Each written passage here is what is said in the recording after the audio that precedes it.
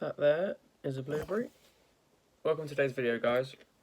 I'm going to be discussing morning hacks for an improved gym performance. So let's say you're training in the morning and maybe you train around 10 p.m, 11 p.m. So you get up at about 8 or 9 around there. What do you do to optimize that session that's upcoming, right? I've got 4 things written down, an additional 5th thing that is optional, and it's not going to make the world of difference, but it is a notable thing you can do, okay? Some of these are quite conventional, some of them aren't. This is going to go against a conventional morning of most people, because most people don't train in the morning, most people don't train at all. So, these things are added bonuses and added just points that you can earn towards your sessions. So, we've got drink water for the first hour of waking. Simple reason here is dehydration can really hinder performance. Like we're talking 30-40% decreases in output for certain measures such as cardio, strength, all that stuff. You can lose a lot of performance being dehydrated, even by a couple percent. Once you get dehydrated past like 2-3%, your body's in shutdown mode. You need enough water in your body. So for the first hour of waking up, rehydrate yourself. Don't drink 3 pints of water and overhydrate. That's not what I'm recommending here. Just simply refuel to an appropriate standard. Now, breakfast. What are we going to eat before we go to the gym? Now, some people will reach for a box of Cocoa Pops and call it a day. Some people are going to go in fasted. I was doing that for a while. I found it all right, but since I've implemented this, fasted has not been optimal for performance. I found that having some fruit, and dairy is optional, so I like to have fruit and yogurt, but yogurt doesn't really agree with my skin, so I try not to have yogurt every day. But fruit and dairy for breakfast is excellent in terms of sports performance because you've got simple carbohydrates in the form of, glucose, glycogen. Your body's going to take that glucose circulating in your blood and be able to utilize it as energy almost instantly because you eat the fruit, it breaks down in your stomach, and you've got that spike in insulin, spike in blood sugar, and that's readily available energy. All that you don't use is just going to be stored as glycogen anyway, or burned as calories. So, fruit is really good. You've also got slow release carbohydrates also in the form of fiber, so good for digestion. Obviously, there's more fiber in fruit as opposed to fruit juice. Although fruit juice, I would recommend it. You should have it alongside some fiber. So if you're having fruit juice and nuts perhaps, then you've got the fiber there and you've got the fruit juice there. So yeah, we've got some breakfast recommendations there. Of course, you can have Weetabix if you want to.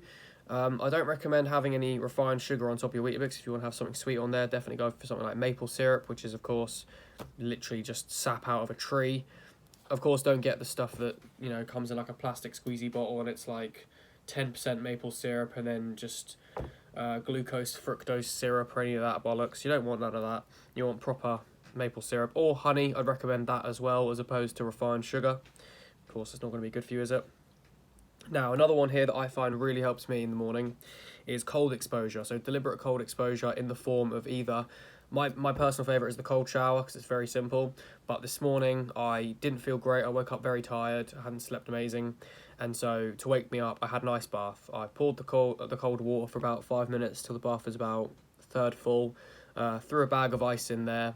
It's definitely cheaper, by the way, to get those trays of ice. At my house, we've only got a few trays, and so if I put the trays in, it's not really cold enough. So I bought a few bags of ice so I could supplement the trays as well. So yeah, of course, if you're new to taking like cold baths and stuff, don't just go into it with, oh yeah, I'll just pour a whole ice bag in there and just get in, because it'll probably be too cold for you. You'll get in, you'll start shivering, and it may not be as beneficial as if you gradually, progressively overload your cold exposure. So cold exposure in the morning is going to promote a feeling of like wakefulness, in the sense of there'll be a massive release of dopamine that lasts for hours. You'll get out feeling good because you've started your day doing something difficult, deliberately uncomfortable. And there's also circulatory benefits. It is just good for your circulation system, as I said. So getting blood around the body, all that stuff, which you're going to need for sports performance in a few hours when you go to the gym and train in the morning. Of course, these are just morning things that anyone can implement, and it's going to get their day off to a better start had they have not implemented it. So do bear that in mind. The last one I've written down, I'm going to mention here, is coffee. So caffeine, of course, activates the brain and the central nervous system. It can improve reaction times, and it promotes a release of adrenaline. And all of this makes you feel awake, reduces the feeling of fatigue, improves reaction times and focus. Additionally, you can put some coffee in your You can put some coffee in your honey. Excellent. No, you can put some honey in your coffee. Of course, you've got simple sugars there. Again, readily available in the blood. Make your coffee taste nicer. I have mine black, so if I had it with no honey in there, it wouldn't be too nice.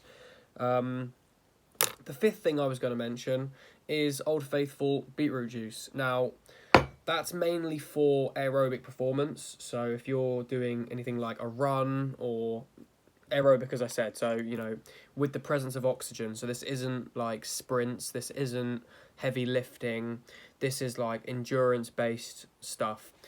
Beetroot juice contains dietary nitrates, which then promote the dilation of blood vessels.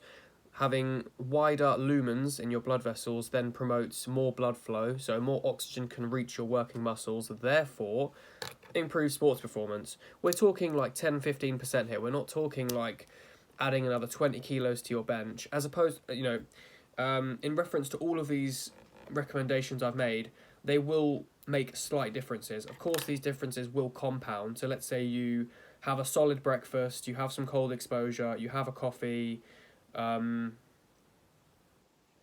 you rehydrated yourself. Let's say you do all those 4 things. The person who does these 4 things compared to the same person that woke up and, you know, didn't have any water first thing, they skipped their coffee, they actually skipped their breakfast, and, you know, they had a warm shower. The same person doing both things, this guy is going to do better and feel better on the day. And so the performance will probably be better, mood will be better, the workout will be better, and they've already started their day right, so the rest of their day is going to go better, as opposed to the person that has done things that they know is suboptimal. Of course, these aren't like be-all, end-all. You can still have a great workout fasted. You can still have a great workout on Cocoa Pops. I'm not saying, you know, go out and you have to eat 50 grams of blueberries. Like, it's not like that.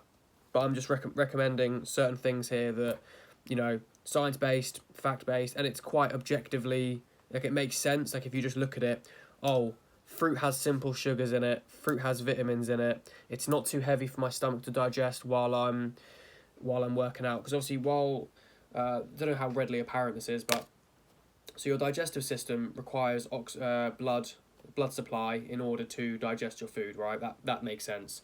So when you're exercising, you divert your blood around the body from places that are less necessary in order to sustain that exercise. This is called vasoconstriction. So you constrict blood to certain areas, such as the digestive system, and then you redirect that blood, obviously subconsciously. You don't do this by choosing it, it's your body's system. It redirects it to working muscles, and therefore you have more blood going around in order to sustain your exercise, right? So if you have a heavy breakfast, this is why people don't run on a full stomach, because you're going to feel sick, because you can't digest the food, because you're using the blood elsewhere, and therefore the food is being wasted, and your performance isn't going to do as well, because all that blood has to be in your stomach to sort of break that down while you're trying to run. It's going to hinder your performance. So that's why you want a light breakfast, bit of caffeine, wake you up, bit of cold exposure, wake you up, stay hydrated, good for performance, good for overall health. Beetroot juice, completely optional. I like it. I like the taste of it. I think it's good for me. Just having increased blood flow can't hurt. That's the logic behind that one. I don't have that every morning, mind you. I have it the mornings I fancy it. So that's the end of this video. Thank you very much for watching. I hope you found it informative, and I'll see you in the next one.